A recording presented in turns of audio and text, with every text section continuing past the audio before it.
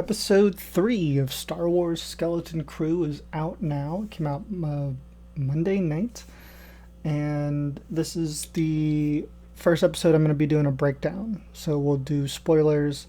If you guys are not caught up on Star Wars Skeleton Crew, please stop watching. There's 3 episodes out. So I do highly recommend it though. Even if you don't love Star Wars, I think it's just a great show. And I think a lot of people can relate to it in different ways. This episode is called Very Interesting as an Astrogation Problem. A mysterious stranger offers to help our heroes. Now, on the last episode, we were revealed that, well, after the kids got arrested and put in jail, they meet the stranger who reveals himself to be a Jedi. He uses the Force and gets the keys. And now he wants their ship and wants to kind of create a deal, basically, where he'll help them escape if he can use their ship. Meanwhile, back at home, the parents of these 4 kids are freaking out and asking the AI robots for help, and sadly the robots are like, well, anyone who leaves the planet is basically a criminal. They're not allowed to do that, and so they're not going to help them. I think the parents are going to have to plot to help save their kids. I know this show's been a lot like Stranger Things, and if they learned anything from Stranger Things, the parents get involved. It was nice to see that there was a LGBT couple as well for the young Asian girl who's played by Kirani Kratter, aka KB, with the goggles. She's very good. Again, I love the whole cast. The crew of kids is really well cast, as well as the rest of the team. Real quick, this episode is directed by David Lowery, who did The Green Knight with Dev Patel, which I absolutely loved. I love the directors that they're getting for this show. It's been really impressive. One of the directors of Beef on Netflix, one of the directors from Everything Everywhere All at Once are doing the next episode. They got, what's her name? The redhead girl who's been directing Mandalorian.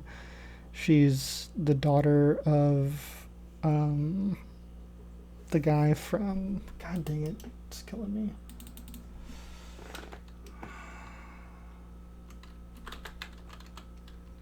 She's in Jurassic Park, right? Jurassic World. Bryce Dallas Howard.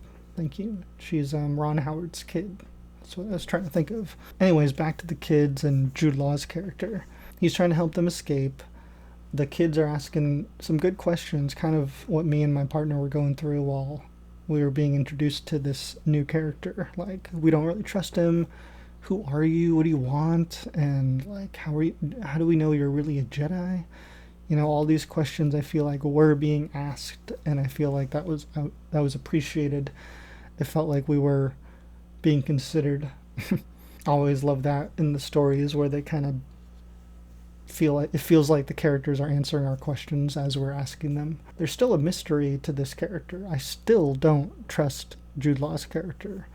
You know, I just feel like he's got ulterior motives, and he's really just using them. And he's kind of saying everything he needs to say just to kind of get by, you know, just kind of like he's avoiding telling the truth on a lie detector. He's just kind of giving us the bare minimum. But it's interesting, and I want to see where it goes. I did love the scene where he gets sent back to go look for the droid. I'm forgetting SM-33, played by Nick Frost, who I love. And he's going through all the different droids, and we stumble across one of the battle droids from the prequels, which I kind of like screamed in my chair a little bit. I was like, oh my god, it's the battle droid. Very exciting. One of the characters who finds Jude Law's character, Jod Nawad, or whatever his name is, or Crimson Jack, he's confronted by one of his old shipmates, who's played by Alfred Molina, who I thought did a terrific job. And it's always fun to get to see him act. Who's in the Spider-Man films and played Doc Ock, who's worked with John Watts before, who's producing and directing this show. Seeing them get tangled up in the wires was really cool, and the way it like whipped back and hit the hit all the guys back on the base was crazy. Doing the light speed trick that they did to get out of that. But I do love this wolf character. I think his name's Brutus. The guy who does the voice is terrific. Reminds me of some of like the voice work when they did orcs in Lord of the Rings. I don't know, something like that. But the makeup and the effects are so good. I love it. I want to see more of that character. He's a good, cool villain to have in the Star Wars universe. Once they escape, Jude Law is like eating some cool looking blue food, which all the kids are like rubbing their bellies like they're starving.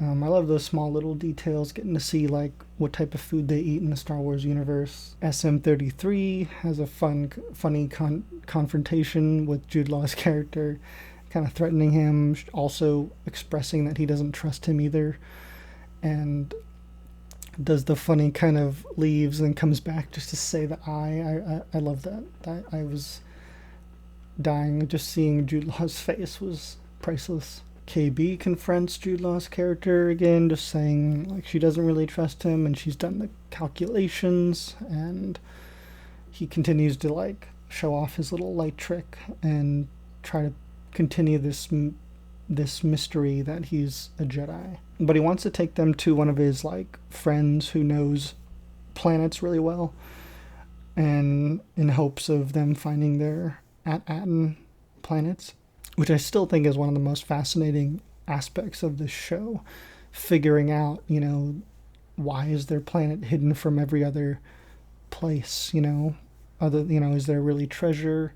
What kind of treasure? What's the history with this planet? I love getting to see the little cameras, the door cameras, peek up at Jude Law, which was a nice throwback to the old movies, getting to see those machines again. I didn't think I was going to like this new character, but I'm kind of digging her. Kim, I think is the name, the owl cat. I think it's played by Aaliyah Shawkat from Arrested Development, which is crazy. I would never have guessed. But I like this character. She's kind of helping the kids. They want to figure out, where they came from. Still doesn't trust Jude Law's character either. I don't think anybody does. And has called in like an attack group to come and get them, and she's just kind of stalling. But Jude Law figures it out and is able to get the coordinates from her still before they escape. She does tell KB though, like, if you need anything, call me. But I'm like, how the hell you didn't give her a number? How is she supposed to call you? She's a kid. But it's enough that kind of gives the kids an initiative to stop Jude Law and try to get a little bit more information out of him before they continue their journey. They question him. They're like, look, we're not going to take you on the ship if you aren't going to give us something. And he does the kind of like lie detector answer of, well, I'm just like you guys. I'm lost, I'm like, come on, dude, just give him something. But I mean, for them, it's enough because they do let him on the ship, and he says he'll explain more, but they need to get out of here because the X-Wings are coming. I did love this sequence because there were some great shots of the X-Wings and getting to see the kids hop in the turrets and the looks on their faces of like, oh my god, we're getting to be in a star battle, just it's completely indulging in that feeling of being a kid, being a nerd, and being a fan of this universe, and somehow making it feel so organic within that universe is so cool to me. Making it all the more relatable, which I love. They're able to escape, and the X-Wing fighters come back to Kim and let her know that, hey, you got any idea where they're headed? And she's like, if I told you, you wouldn't believe me. And the episode ends. So the mystery continues. I absolutely am in for this show and excited to see where it goes. I just like the atmosphere, the energy, the vibes it gives, and it's a beautiful show. I'm excited to see the Daniels, one of my favorite pairings of directors who did my favorite film, Everything Everywhere All at Once. They do episode 4, so I cannot wait. So let me know what you guys thought down below, or what you guys think of Skeleton Crew so far. Thank you guys so much for watching. I hope you guys have a wonderful, wonderful day. Stay tuned for episode 4 next Monday. All right, guys. Thank you.